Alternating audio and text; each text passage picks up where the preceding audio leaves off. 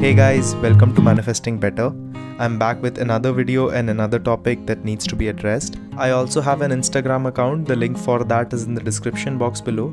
Coaching is also available. The link for that too is in the description box below. 5 ways through which you are mentally chasing your specific person and how to stop. Hey guys, hope you're well. And in this video, I want to talk about a topic that I previously made a video on, which is called mentally chasing. But I got a lot of questions from people asking me what are some ways through which I might be mentally chasing and how can I find it out.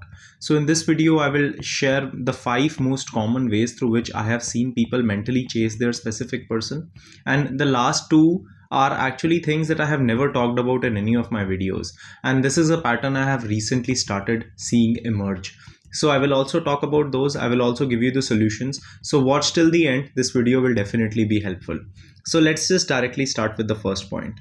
So the first point, which might be apparent and which might be very clear, but is something a lot of people still do, is stalking their specific person on social media. This is a very big way to mentally chase. In my personal opinion, this is also a form of physical chasing, because eventually you are taking an action which you know is going to put you into a triggering situation. Now, what all does it include? Of course, it includes if you're seeing their display or not, if you're seeing if they have seen your pictures, if you have seen if they have liked your pictures, if you see if they have blocked you, unblocked you, what is their snap score, is it increasing, is it decreasing? But sometimes it goes even deeper, consistently reading old chats, seeing what kind of people they are following or unfollowing, if their follower number is increasing, and then who must be following them. I had a client I was talking to. She said that, you know what, I had gotten to such a bad position in my life that my specific person had 1300 something followers on Instagram. She gave me an exact figure. She said, and I knew each and every person by name, by their user IDs, because I had just saw that so many times. I had just checked so many times that I had just started to memorize all these things.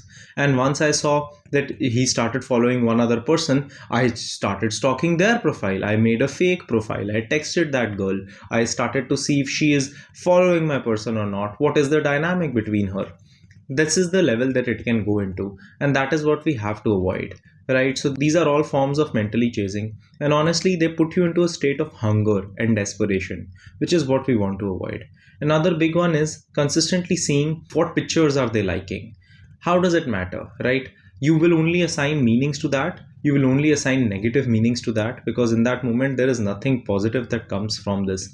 It consistently reinforces the state of lack within you, which is not something you want to carry on with.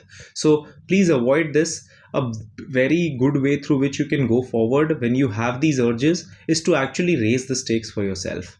Genuinely ask yourself, if someone very important to me were to lose all their money if I stalk my specific person, would I do it again? The answer is no, right? So it's eventually just, and then you wouldn't have to ask yourself, how do I stop stalking? Because it's not just something that happens instantly. It's not an instinctive action. You pick up your phone, you open your social media, you open their account, you stalk. There is a long time, there's a long distance between the impulse and the thing that you do where you have the ability to stop. It's just that the stakes aren't high enough for you. Genuinely ask yourself, why is my self-respect not as important? It's not even about how can I get this person. It's just about why is my self-respect not as important? Because it should be important to you. It is important to me, so it should be important to you too, right? So that's the first one. The second one, consistently worried and being worrying about what they are doing and with whom. Now this can mean small things, and this can mean big things. So the small ways through which it goes is, oh, it's Friday night. On Friday he goes out with his friends. What if he's out with his friends and he meets a girl? What if he's out with his friends and they just hang out and they just, some girl hits on him and he just starts to get with him? Now another one can be, he's going to office. What if someone in the office hits on him? He's going to the gym. What if a girl asks for his number? Overanalyzing and over-assuming stuff like this is something which is not really helpful and is a big sign of mental chasing. A good question to ask yourself should be is, if I have 10 girls, which are all my friends, right? Let's say I have 10 friends, all are women. And out of those 10, are these 10 out of 10 girls going to pursue my specific person if given a chance? If the answer is no, which is probably what it is going to be, because that's how it is. It's the same for me, it's the same for everyone. That means that this person is not as special as I'm thinking they are, right?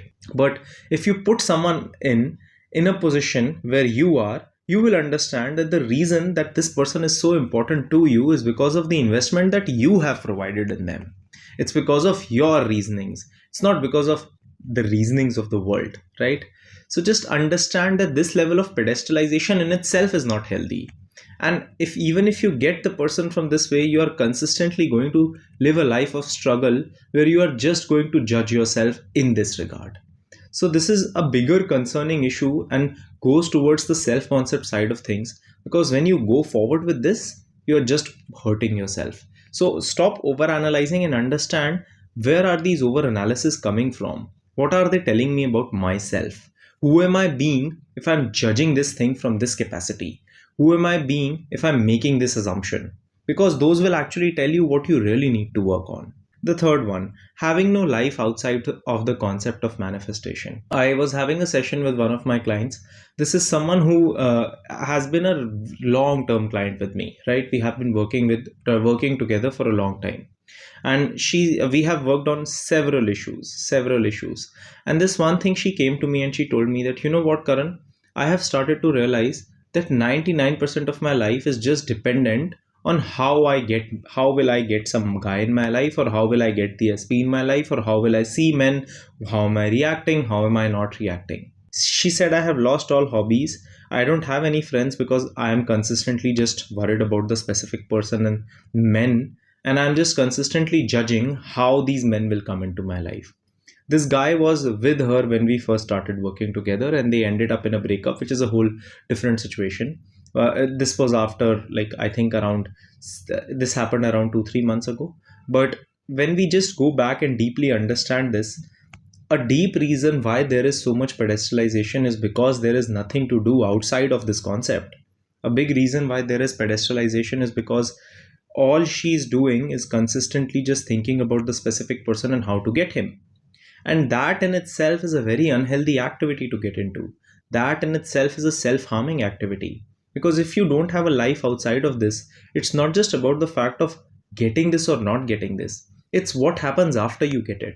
Do you think any relationship can work if one person has thousands of things in their life and the other person is just sitting consistently thinking about the relationship? Do you think that is a story that you would want to support or get into? Is this something that you want to go after?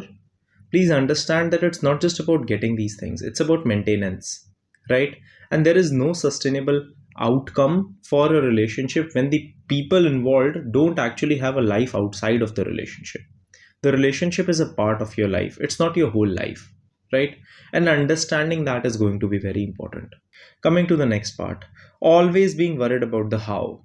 Now, I'm going to provide a different perspective to this, and if you guys like it, comment it down below. I will actually make a different video, a full video on how to analyze and worry about the how. So a lot of times what happens is, this is how the scenario goes. You have a particular interpretation of how you think the how should be, right? Usually the how is not going to be that way. Now what happens is, in the middle, you get a circumstance which you don't like. So an example of this would be, let's say you are manifesting a specific person, but the person blocks you, right? Now that blocking can be for thousands of reasons. It can be good or bad, positive or negative. There is no interpretation of what it actually means. You are the only one who is assigning a meaning to it. Now, the fact that they blocked you and you feel bad is a fact of the current moment, right? This does not mean anything in its own. It just means that this guy blocked you and you feel bad. So in itself, this activity just makes you feel bad. That's all. After that, once you start providing a meaning to it, saying that because he has blocked me, this means this, that is where the self-harm starts. That is where it goes into a depreciating spiral, which is what we have to avoid. In that moment, if it feels bad, that's completely fine. But understand that you don't know everything. Because if you did, then it would be a different story altogether. Just like me, just like everyone in this world, we don't know the how of things. We are only assuming based on our own experiences. So we don't have to assume the worst case scenario out of something which is just a middle part of the equation. If the blocking has happened, In that current moment, I might be feeling bad, but that can be the end of that. I don't have to provide a meaning to it. I can just sit with my emotions, I can deal with them. But providing a meaning that me feeling bad means something is in itself a meaning that I am creating, which does not exist as a whole. So, avoiding that is going to be very important. Coming to the next one, worrying how your life affects them. Oh, this is such an important one, which is something I have never seen being talked about. So I got a message from this person. She's one of my ex-clients, and she was talking about this thing. She had one session with me, and then I did not hear back from her ever, and we never actually had another session. She said this one thing, that you know what, Karan, I started the work that you were doing, but then I dropped off the routines and everything, and the consistency dropped, and I let all of it go. And eventually she came in for coaching. She wanted to actually work on herself more, but she said that I had gotten to such a place in my life where I was just consistently thinking how each and every one of my actions is going to affect my manifestation. What that means is, if I'm buying toothpaste, I'm asking, oh, will my SP like me if I have this toothpaste? My SP is like, he likes to eat this kind of food. Will he like me if I eat this kind of food? My SP likes this kind of song. Will he like me if I listen to this kind of song? My SP thinks that I look great in white, but I like the color black. If I wear the color black, will my SP reject me? Do you see how this is all just a self-depreciating activity? It is just you creating meanings out of nothing first. Second, putting someone else's opinion so above your own that they have now started guiding your life, which in itself is something which shouldn't happen and which you shouldn't be supporting, which in itself is an activity which is hurting yourself. Avoiding going down into those spirals is something that is very important. You have to understand that your life is your life. A relationship is just a part of it. You have to do things for you that you like for yourself. Understand that that is how the other person will see you too. Would you really want to be in a relationship with someone yourself where the other person is just consistently doing all the things just to please you? Because that is what you're doing here. So I hope that this is a self-explanatory point, and I hope that you stop doing these things because they are not really helpful. Do things that you have to do for yourself because you deserve it, and you don't have to mentally chase after someone to get them to like you back. So I hope this makes sense, and I will see you guys in the next video. Click the like button if you liked the video. Subscribe and turn the notifications on for more such content. Comment down your video suggestions, and I will see you guys in the next one.